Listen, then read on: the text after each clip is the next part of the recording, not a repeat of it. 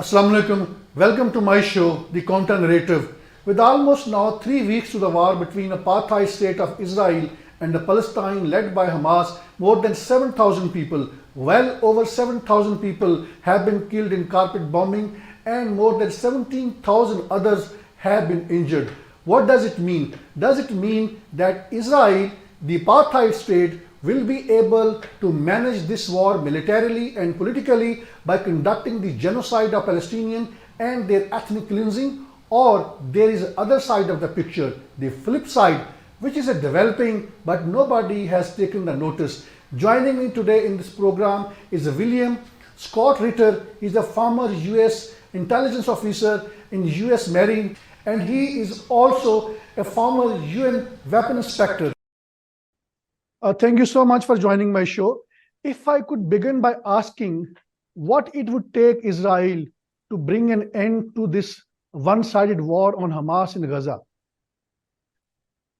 Unfortunately, I don't think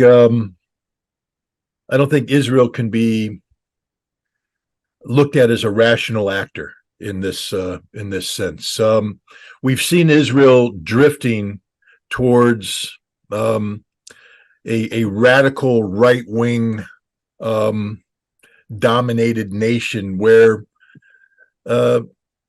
traditional secular Judaism has been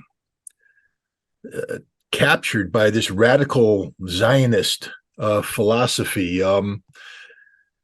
where tolerance of the Palestinian people, tolerance of Arabs, tolerance of anybody who dares to question the God-given right of the Jewish people to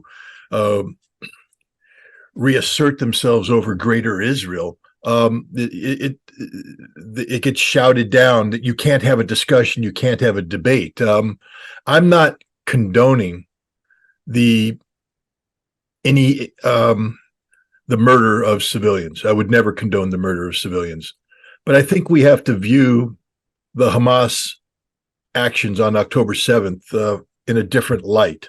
Yes, civilians died. And in those cases where they were deliberately gunned down by Hamas fighters or other fighters from Gaza, this should be condemned and they should be held accountable. But this was a military operation against a military target. Gaza is an open-air concentration camp. The Palestinians who have been imprisoned there for decades had no hope.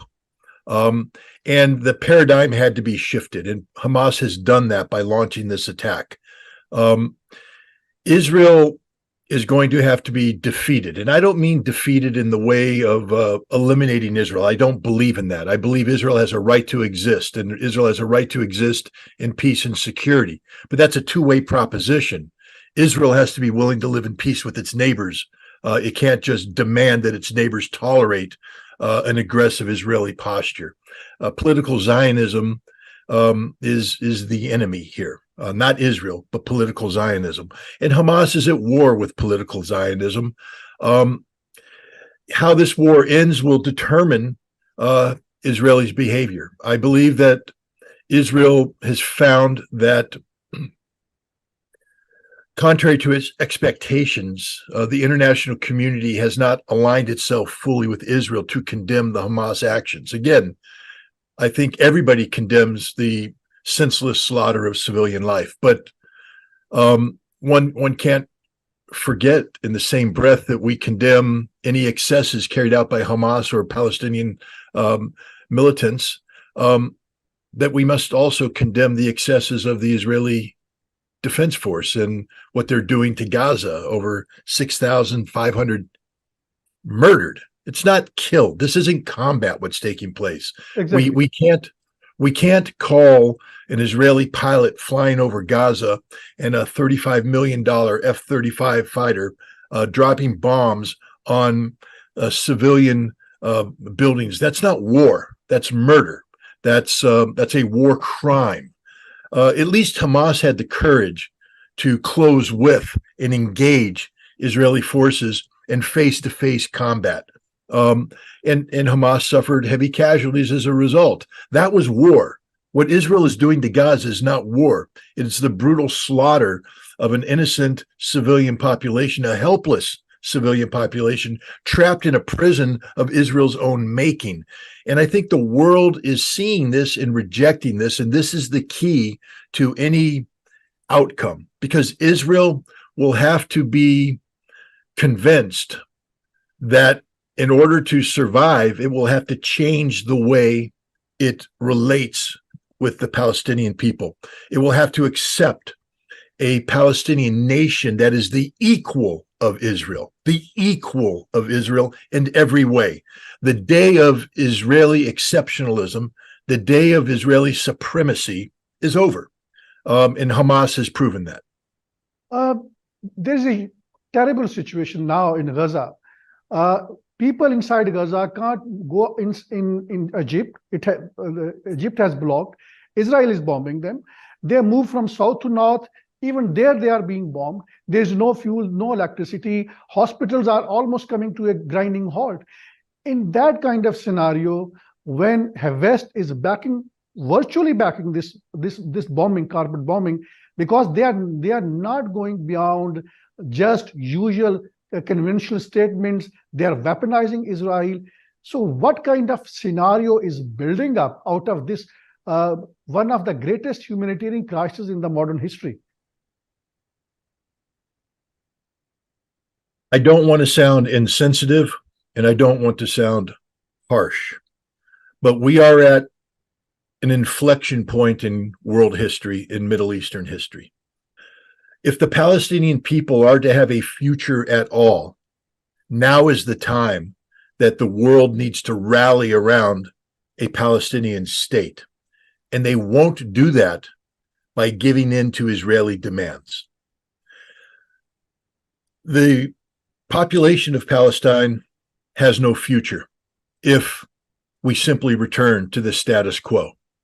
If at the end of this conflict, we return to a concentration camp where 2 million people are held hostage by a supremacist Israel, a Zionist Israel, and Hamas will be forever condemned to find outlets for the hatred that accrues from such a reality. In the history of mankind, we've seen figures talk about nonviolent resistance.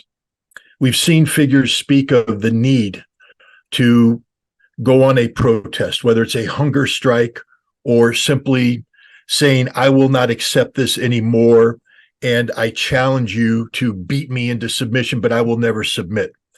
The Palestinian people are in a position now where they are being called upon to make the ultimate sacrifice for their future of Palestine. They must withstand this horror. They must sacrifice themselves to this horror, because only by subjecting the world to the reality of the consequences of Israeli policies will there be change. If the Palestinian people allow themselves to be removed from Gaza, that's what Israel wants. And it means they will never have a homeland. If the Palestinian people allow a ceasefire to take place to bring them humanitarian assistance without changing Israeli policy, then they have achieved nothing. But if the Palestinian people, through their courage, are participating in the consequences of the brutal policies of Israel that are tolerated by the West, if the Palestinian people do not yield and show instead the starving babies, the diseased population, the dead civilians, and are willing to sacrifice themselves on this altar, the world will come to their assistance. The world will pressure Israel to change its ways, but only if the Palestinian people do not yield on this issue. They cannot yield on this issue, because once they yield, Israel wins. Israel military launched a limited ground offensive. I perhaps can't call it a ground offensive. It immediately withdrew. And do you think they're testing the water, or they really have some kind of plan to go for a ground offensive? Perhaps this ground offensive may be on the debris of Gaza. I think what we saw last night was for the propaganda move for domestic political consumption. Israel needed to be seen as doing something. They've been promising a ground offensive for 2 weeks now. They've assembled 300,000 troops. They had to be seen as doing something. What was accomplished last night? Nothing. We got videotapes of Israeli tanks probing Gaza and then withdrawing from Gaza. They were not decisively engaged by Hamas. Hamas could care less about that probe. But Israel is being confronted by the United States and others who are saying you cannot carry out a ground offensive because the dangers of escalation are real. Hezbollah could become involved. Iran could become involved. Then we have a regional conflict, the outcome of which is uncertain. There is no guarantee that Israel and the United States would win a regional conflict. In fact, many military analysts, myself included, think that Israel and the United States would lose a regional conflict, not in terms of, again, the destruction of Israel or the destruction of the United States, but we would lose by not winning because it's a conflict we can't win. So Israel is frustrated right now. Their politicians, we need to also remember this. Every Israeli politician and every general that stands before the public today and speaks so aggressively and with such certainty about the Israeli cause betrayed Israel. They are the ones responsible for October 7th. They are the ones responsible for everything that has happened. And so they are desperate to retain their significance as authority figures. And so they are looking for visually pleasing, demonstrations. And that's what we had last night, a visually pleasing demonstration of power that was nothing, no such thing. It shows Israel's weakness. Israel cannot fight a war in Gaza and win. They don't have an army capable of fighting a war in Gaza and winning. But they have talked so strongly about fighting a war in Gaza and winning that they have to be seen as doing something. And so that's what last night was, a demonstration of nothing, trying to convince people that it was something. How do you interpret militarily the presence of two U.S. aircraft carriers in the Middle East? Will it deter Iran? Will it deter Hezbollah? Or will it deter the other Arab countries, which I don't think they will? But if there is any possibility, there perhaps Hezbollah may intervene from the northern side of Israel. What kind of scenario can possibly build up? But my understanding is that even Hezbollah is reluctant, Iran is reluctant. They don't want to escalate this war. Well, let's start with that. There's a lot of talk in the West that Iran green-lighted the Hamas actions. This is the furthest thing from the truth. What Hamas did was a Hamas initiative done on a timing chosen by Hamas against objectives chosen by Hamas. Hezbollah, they're the only organization that's only Arab organization that's beat Israel twice. They beat Israel from 1995 to 2000 in southern Lebanon, and they beat Israel in 2006 in the 33-day war. But the price paid by the Lebanese people was horrific. The Israeli bombardment of West Beirut and Lebanese towns and villages in southern Lebanon exacted a horrific toll on the Lebanese people. And Lebanon today is a nation that's going through a serious political and economic crisis as a result of that and other things. Hezbollah is not just a military organization, it's a political party, and it's heavily engaged in the political processes inside Lebanon, trying to avoid political catastrophe, trying to rebuild Lebanon. They are committed to this. The last thing Hezbollah wants at this point in time is a conflict with Israel. because it will undo everything Hezbollah has been trying to achieve in Lebanon. Yes, the Hezbollah military forces will fight very well, and they will inflict horrific casualties on Israel. There's no doubt about that. But the people of Lebanon will suffer, and suffer egregiously, and this could do severe political harm for Hezbollah. This could be one of those situations where Hezbollah wins militarily but loses politically. And so, and Hezbollah's goal is not the destruction of Israel. Hezbollah is a resistance organization seeking to get Israel to withdraw from Lebanese territory. The Shabaa Farms is an instance. Now, they have spoken out in solidarity with Hamas, but they are not allied with Hamas. Hamas is an independent entity. Hezbollah is independent of Hamas.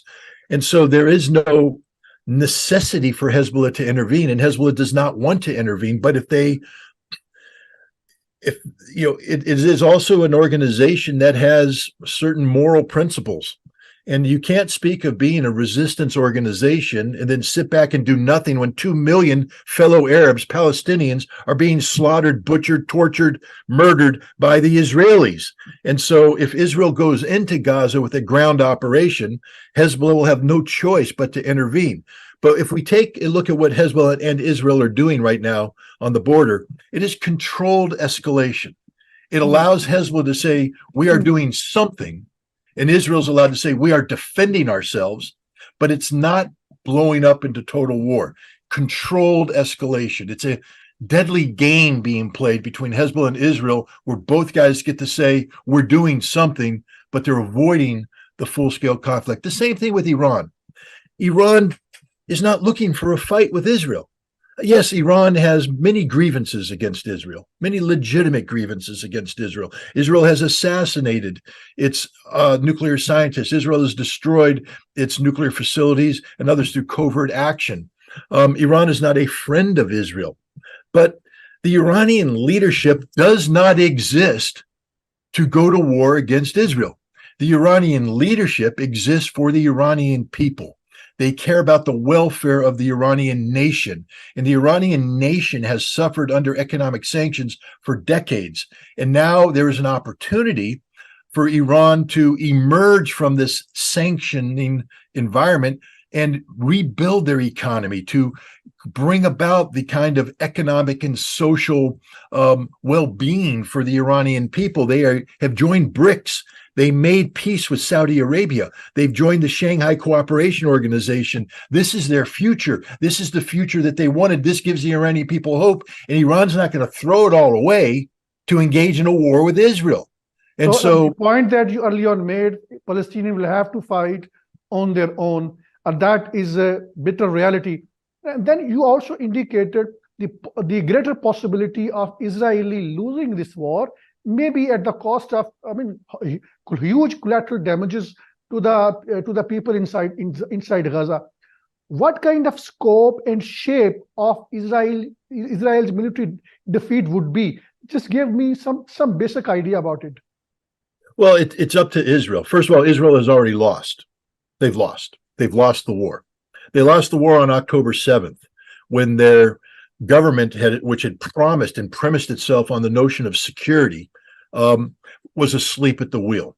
They lost it on October 7th when Israeli intelligence, which was considered to be the best intelligence service in the world, failed to detect and predict the Hamas attack. They lost on October 7th when the Israeli army was defeated in a stand-up fight with Hamas fighters. So they've already lost. War is an extension of politics by other means. And so we can't just look at the military aspects of that. We have to understand the political consequences of this. And Israel has lost, and they're losing now, even though they're destroying Gaza, they're losing global opinion. Turkey has just come out, Recep Erdogan, and said that Hamas is not a terrorist organization. They are freedom fighters. They are liberators. And the sentiment around the world, especially as Israel continues to slaughter innocent Palestinian people, is that it's Israel who's the bad guy, not Hamas. So Israel lost the political fight already. How this ends is up to Israel. They can mitigate the damage done not only to themselves, but to the region by accepting a face-saving mechanism out. And I believe the face-saving mechanism will be a continued siege of Gaza, where they carry out more bombing, they carry out some limited raids like they did last night, and then the world will impose a ceasefire and Israel will back off. That means they lost, because Israel has said their objective is the complete destruction of Hamas. And you foresee that happening? No, you can't defeat an ideology. You can't kill an ideology. Hamas is winning today because of Israel's actions. There are more people today who are aligning themselves with Hamas than ever before. People are saying this is the resistance to Israel that must happen. So Hamas is becoming stronger and stronger. Just like in 2006, where Israel promised the destruction of Hezbollah, they failed to deliver. Hezbollah won that, not because they physically defeated the Israelis, but because they survived. Hamas will win by surviving. Israel has created an impossible standard. It won't work. And this is why Israel will lose. And this is why Israel is losing. The question is what the scope and scale of that defeat is. Israel has exercised last year and this year what they call the full spectrum scenarios, where they have to deal with the West Bank, they have to deal with Gaza, they have to deal with Hezbollah, the Golan Heights, and Iran. Can the Israeli Defense Forces do this? And the answer is no. The Israeli Defense Forces can't do this. So Israel knows that they're setting themselves up for a strategic defeat, but they are so politically invested in being seen as responding adequately to a problem they made. The Israeli government is solely responsible for what happened on October 7th, solely responsible. And the the Israeli population is starting to recognize this.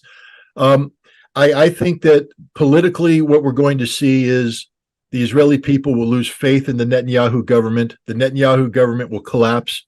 A new government will emerge, and that government will seek a negotiated end to this crisis. And the world will say, and is saying, look, Barack Obama just came out and said it. Joe Biden hinted at it.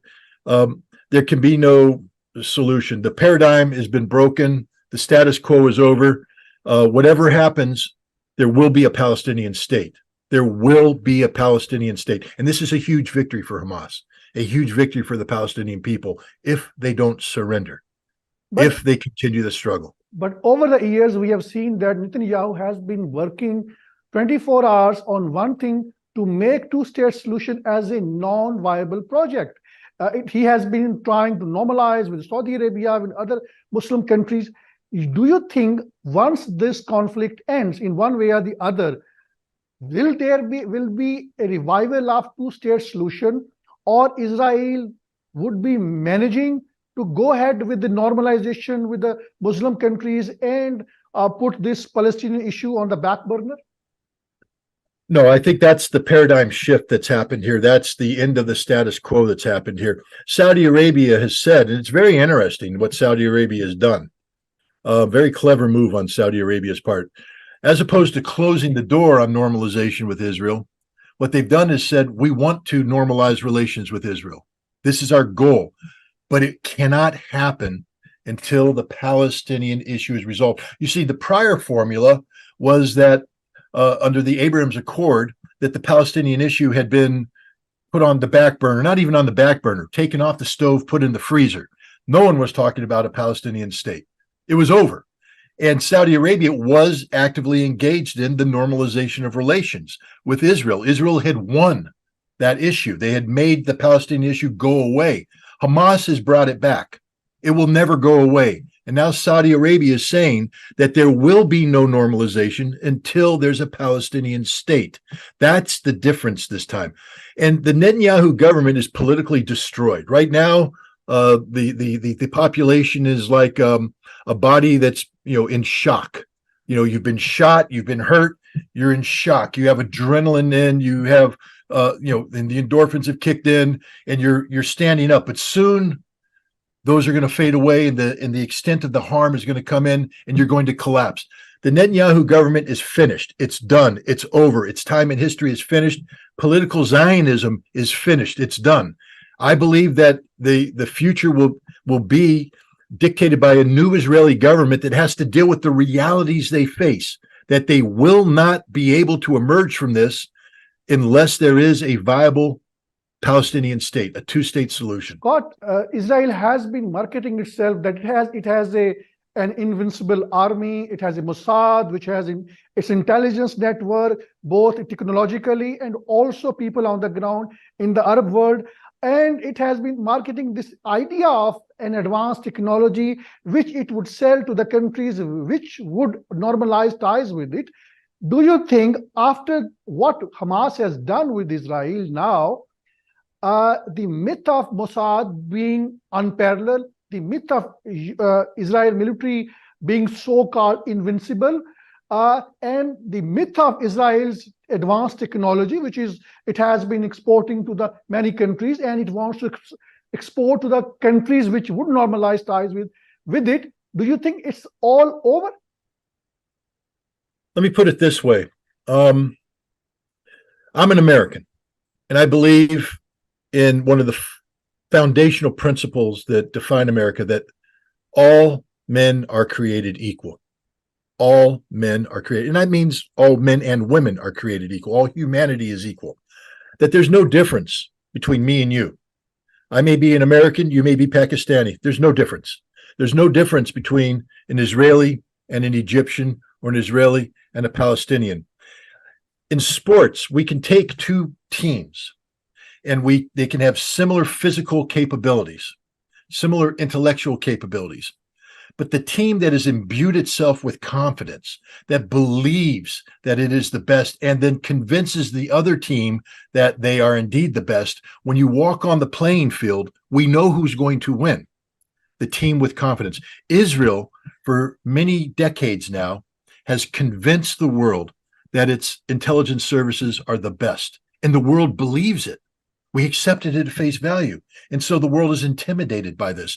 Israel has convinced the world that the Israeli Defense Force is unbeatable, and the world believed it. The Arab world believed it. They had an inferiority complex.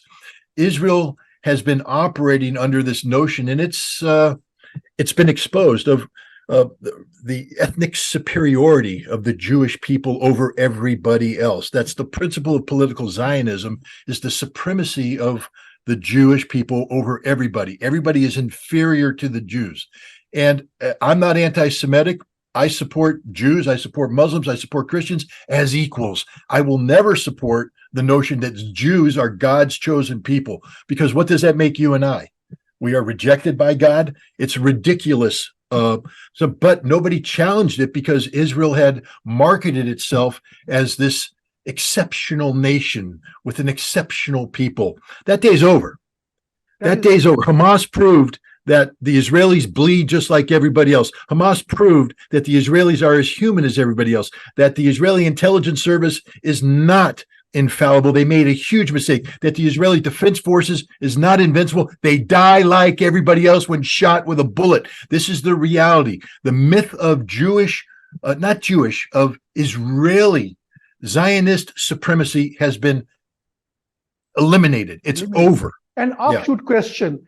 Do you think this was the reason because of which Israel enjoys support within the ranks and files of the Western government, or there is something else because of which Western governments have been supporting Israel despite the fact it has been conducting a genocide of Palestinians, not now, but also over the course of so many decades?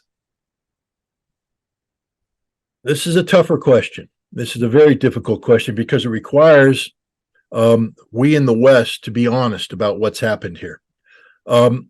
We have allowed the mythology of Israel to be incorporated into our very existence, so that we identify with Israel as if it is us. So in the United States, we look at Israel and we identify Israel as an extension of America. In Europe, they look at Israel as an extension of Europe. It is not. Israel is a cruel Zionistic state that exists only because they've evicted hundreds of thousands of Palestinians from their homes. They've imposed themselves in a very aggressive, brutal fashion on the Palestinian people. But because we identify as us, we forgive many of these sins. The other thing that's happened is Israel has used this relationship, the naivety of the West, against us. In the United States, we have an organization called the American Israeli Political Action or Public Affairs Committee. They are a political action group, but they call themselves Public Affairs. They have bought Congress. They own Congress. Congress right now can't look at the first thing that the newly elected Speaker of the House did when coming in. He didn't get up and say, I'm here for America. I'm here for the hardworking people of America. I'm here for the homeless in America. I'm here to make healthcare better. He said, the first thing I'm going to do is put a bill forward to get billions of dollars to Israel. That's the power that Israel has over the United States. They own the Congress. The Congress is their servant. I think one of the things that's going to happen from this is that we are going to be compelled to look at Israel in a new light and recognize that while Israel has a right to exist, like every other nation, that the Israeli people have a right to live in peace, that they are not us. Israel is not America. Israel is much different than America. They don't share our values. They don't share our principles. They are capable of committing mass murder against the Palestinian people. And that day is over. I think we're looking at a fundamental relook of how the West treats Israel, no longer as an extension, but as just another nation in the Middle East that has to learn how to live in peace with its neighbors. Do you think Israel's nuclear program is safe enough? Its warheads are safe enough? And do you think it is a danger for the world? And under what condition do you fear Israel can possibly use its nuclear warheads? Well, first of all, it does exist. Israel has a very massive nuclear weapons program.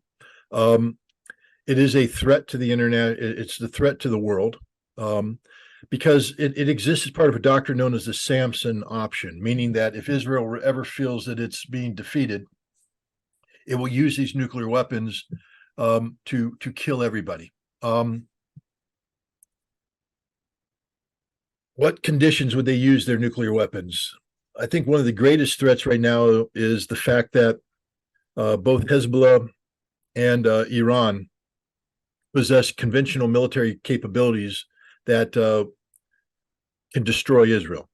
Hezbollah has hundreds of thousands of rockets, precision-guided rockets that will. Israel's a very small country, and it's even smaller when you remove the deserts and when you focus simply on the populated areas, on where their military resources are. It's a very limited number of targets. Hezbollah alone will be able to destroy these targets. Israel has no defense. If Iran comes in, the destruction will be by orders of magnitude even greater. It will literally be the physical destruction of Israel. And if this occurs, Israel will respond with nuclear weapons against Iran. That's a guarantee.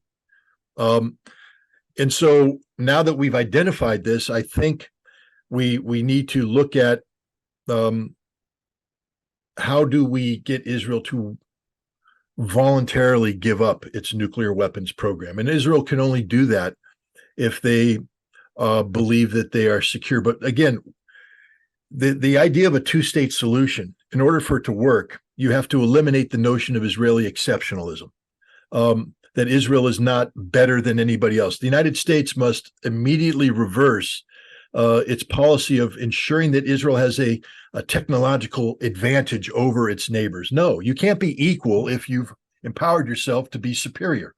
Israel must be an equal. And we must limit their military to that which is necessary for legitimate self-defense purposes, and we must get rid of their nuclear program. I don't know. I saw some statements by Pakistani politicians who aren't the decision makers, but that if Israel attacks Iran, that Pakistan would join the fight by using its missiles. I think Israel needs to be told this, frankly, that if it uses nuclear weapons against Iran, that somebody is going to use nuclear weapons against Israel, that it's not a free game. Israel doesn't get to threaten people without feeling the threat in return. I'm not promoting nuclear conflict. I'm promoting actually nuclear disarmament. I would like Israel to get rid of its nuclear arsenal. I would like Pakistan to get rid of its nuclear arsenal. And I would like Australia. India, China, Russia, the United States, France, Great Britain. There's no reason for any nuclear weapons to exist in this world because all they do is threaten the world with global annihilation. But Israel cannot be allowed to have a nuclear weapons program that threatens the region, because it's one thing to say the region threatens us, therefore we must defend ourselves. It's another thing to say, I am the bully who gets to beat anybody up, and if you dare stand up to me, I will drop a nuclear weapon on your house. And that's what currently exists. It's unacceptable. Thank you so much, Scott. I look forward to have you again in the program. Well, thank you very much for having me. Thank you.